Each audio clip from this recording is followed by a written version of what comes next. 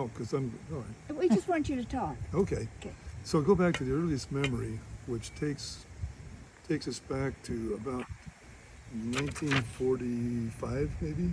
Okay. Something when we lived on Kenwood Street in Burbank. In Burbank. Very close to Lockheed Airport. And at that time, what's known as Burbank Airport was Lockheed Airport. Oh. And that's where all the bombers and fighters were built. So we were in a blackout area, and they expected to have aircraft, Japanese carrier planes to attack where we lived.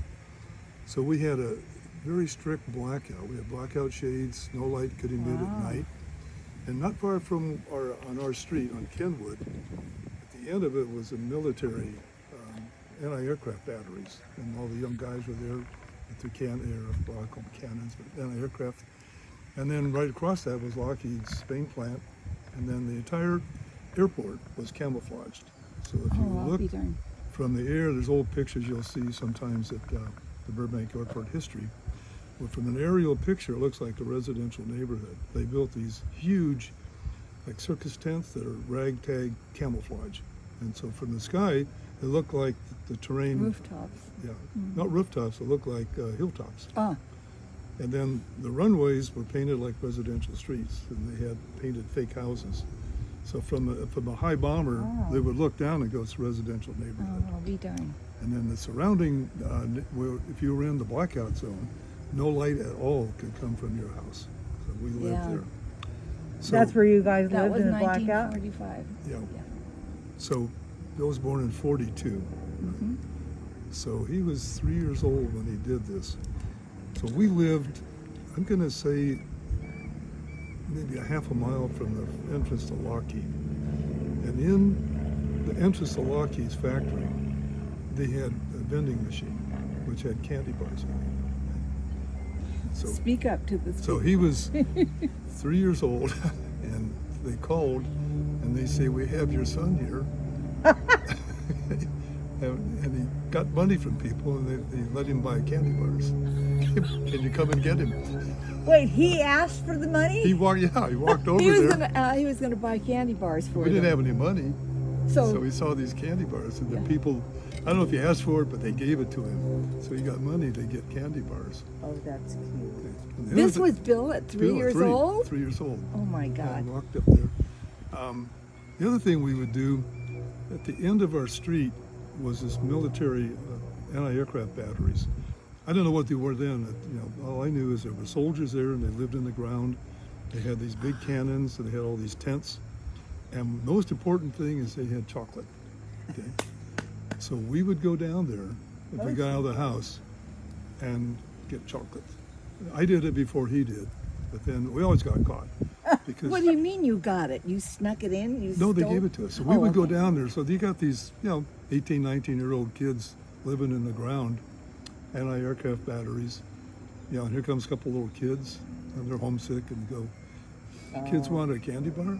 Yeah, because you couldn't get candy at that time. It was a big deal. Oh, you Sugar. couldn't get candy? No, Big all- deal for the servicemen. Why couldn't you get candy? Because of the war, all the sugar was for the soldiers. Ration. And Yeah. Hershey produced all their stuff for the military. The same thing Oh. with fruit. You couldn't get fruit. You couldn't get a lot of things. Wow. And then what you could get was you had a ration book. So it looked like a little book of stamps. You wanted meat, you were allowed like 1 pound of meat per week. And you needed, money wouldn't work, you had to have the coupon. So anyway, so we didn't get any candy. So we would go down there, He found a way. and the soldiers liked us. And they would let us go down inside to dig down in their dugout, and it's like, this is cool. It's like dirt sides, camouflage, and this huge gun. And then they had their guns, and so they would let us hold their rifle and hold the bayonet, and not shoot it, but just Yeah. touch it. So, and we get our candy, and then we go home, and my mom would say, "You went there." "Oh, you did, but you got chocolate, of course. So we got caught every time. I think. And you didn't care. Didn't care. We're smart enough to wipe the chocolate off their We didn't think about that. So was I it guess. was it the three of you or just you Just and two. Bill? Yeah. Okay. But first it was me, and then I brought him along later because I was older. Share the guilt. Yeah. He'd get 2 candy bars and he could eat his, right? I just remember we got, I think they were Hershey bars. They were milk chocolate, and they would melt in your hands. Oh, I love it. And then sometimes we'd get an orange, Yeah. because they had the fruit as well. Yeah. And they would just give us this stuff. So anytime we got out, or I could get out, that's where I went. How, That how far away was it from you? About just a block. Oh, okay. Okay. At the end of our street, it's that big area is still there. I think it's a cemetery now or something. But Okay. still, there's a big green area by the Burbank Airport, Okay. and that's where they had a lot of artillery there. It wasn't just one or two. Okay. So anyway, that was earliest memory of what we did. We moved from there to Denny Street to a duplex, but we didn't stay there very long. So I don't have any flashbacks of anything. It seemed uneventful. I had a problem with the smog, so shortly after that, they said you need to move out where the air is clear, San Fernando. Uh-huh. And San Fernando was high enough elevation where the air was crystal clear. Burbank was smog, if you can believe that. Yeah. So I had my eye problems cleared up, and I had this boil problem, and that all went away. So we moved to San Fernando in 1947, Okay. 46, because I did 46 or 47. Okay. So from there, we're in an area that we've been all orange groves, olive orchards, and they were building houses in there. So we were in a developing tract, and they wouldn't build them all at one time like they do now. They would build them, and then I guess they would sell the house and build it. So a lot of vacant lots. And we had a big double or triple wide vacant lot right behind our house. So, and we had a chain link fence. So first thing we would do is get out there and dig holes. And we'd dig tunnels and forts. So we would dig one hole here, and then we would dig another hole over here, and we put a roof over this one, and then we would drill a tunnel from the one to the other. And then we'd get inside there, put candles to get light. And how old? 2 years Eight. older than Probably 1946, started, 1947. we probably started it when I was 8. Yeah, so he was been Wow. 5. Wow. And did We- your mother know you were lighting candles and No. matches? No, She didn't know any of this, honey. we were good boys. We didn't do anything wrong. She was busy with Johnny and with Bob. Yeah. And Johnny was wondered. I a just So wondered. we spent a lot of our days in those two big open fields digging. In the spring, when the grass would grow, the soil there was just perfect to make what's called grass bombs. And you grab this long grass, you pull it up, and it had a nice ball of root. Squeeze it, and then we would throw it at each other. Yeah. So I think I used to do that too. you get hit in the head with a grass bomb. Your hair is just full of Yeah. dirt and stuff. Yeah. So that was spring activity for sure. The other thing we had was when they built the houses, they left what's called a windrow. A windrow is a line of eucalyptus trees that would run through the orchards, and they would be every so often they would have this, and that would have let the farmers, when it got cold, they could put those smudge pots out, and the heat would stay in there, so it would stop the fruit from freezing or the trees from freezing. So they left those because that was like a perfect playground. So the other fun thing that was going on is they were still building houses, like one at a time. So the stand of eucalyptus had, there's a male eucalyptus and a female. The male is just a pole, and the female's on all the branches. There were 4 male eucalyptus trees, perfect position for a treehouse. Okay, couldn't be any better than this. So we need lumber. So we'd go Oh to the, no! Did you take them from the house? well, we would, some, but we got smart because it was in the summer and it was hot, and these carpenters are working out there. It's not their lumber. So first we took lemonade, and we were going to sell it. So we also said, "Can we have some lumber?" And they said, "Well, you can have any of that lumber, but it's all the scraps." I said, "No, we need that lumber." And the guy goes, "Well, that'll cost you a glass of lemonade for each 2x4. No problem. Sweet. No problem."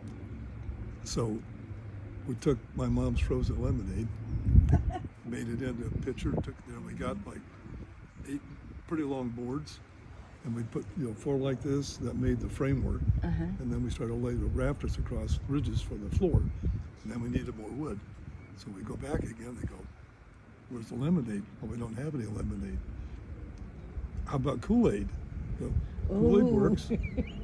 So we started the Kool-Aid going. So we make Kool-Aid, which takes a lot of sugar. A pack of Kool-Aid is nothing, but you take a lot of sugar. So we had this trade going as we kept going over and getting more wood. So we put a floor in, and then we bartered for some more longboards. So we put a roof on it. We put the whole roof on it. Then we put the sides up, put a little window in. Then we went on to the 3rd floor with a little trap door, and we just kept doing this, kept building this thing. Selling cool. How did you know how to build it? Just hammers and nails. We were What did you probably like Lincoln we were logs? probably 9 and 12 when we were building this thing, something like that. My dad had given us a keg of nails, like an actual wood keg. He says, "You kids need to learn how to pound, drive a nail." So we had some stumps. So we would go there and pound. So we got good at pounding nails. We completely covered the top of these stumps. They would just look like armor plate. So we were good at driving nails. So anyway, the part that's disappointing, we got this treehouse all built, and a reporter from the Daily News came by, saw this, and he wrote an article about us in the paper, which I spent all morning looking for. I can't find it, but it You says, have it though. I had it. I've seen it many times. I Yeah. just don't know where it is. It's just a little clipping. Just says, "I want to welcome the neighbors at 2106 Philippi Street. A very unusual group. They live in a tree." They're really cute. Yeah. Cute. So I have that. Aw. So I can't. I will find it. I'll keep looking. Was your picture was in it? No picture. Just picture? it was just a little article, Did your mom see it? probably. Did you get in trouble? I don't think so. I think Oh, that's because good. everybody was amazed at what we built. 'Cause I'm it was pretty sure. impressive. Yeah. Yeah. That's pretty cool. Just the 2 of you. No, we had a couple other kids Oh, in the the neighborhood. friends in the neighborhood. Yeah. They had to pull them in. Were So you- that was it took a whole summer to build this thing, Wow. and then we did some other kind of interesting things. I don't know what came first, second, or third, but in those neighborhoods, you had like your neighborhood kids was your group. A couple blocks over was the 8th Street gang, we called them. And they were just kids, but they lived on 8th Street. So they had to be our enemy. So when they had did this construction, my friend Flanagan's, the windrow ran by his house as well. The Flanagan. So Flanagan called us over and said, "Hey, I found cement, bags of fresh concrete, cement powder. Just found it. It was left there. No, they left it. Oh, okay, they We did. didn't steal it. What are we going to do with this? Because this has got to be something. So Let's see. we will bomb the 8th Street gang. Oh! Okay. So we got that frozen orange juice had just come out. So they had these little cans. Oh, yes. So we got, one of the guys had a paper route, so he had rubber bands. So, okay, the way you do this is you fill these cans up with the cement powder, put wax paper on it, put the rubber bands around it, and then if you threw it high enough up into the tree, it would empty. And so we had a spy up there waiting until they were in their treehouse. Spy. And the message comes Oh, back, my. 8th Street gang is in the treehouse. Get all the ammo, okay? So we go up there, we sneak up on them, and we had pretty good arms as kids. So we lobbed all these up. We're watching the whole tree is like all full of clouds of cement coming down on these kids. We thought it was great. Our parents and their parents didn't agree. I'm sure they Yeah, did. so we got in a lot of trouble for You that. did? We did, yeah. Did the 8th Street gang get in trouble? They never retaliated. They Oh, didn't? good. They did not. Wow. They never You were did. lucky. So you won. We did. It was an instant victory. Yeah. Okay, now I'm going to cut this one and we'll start again.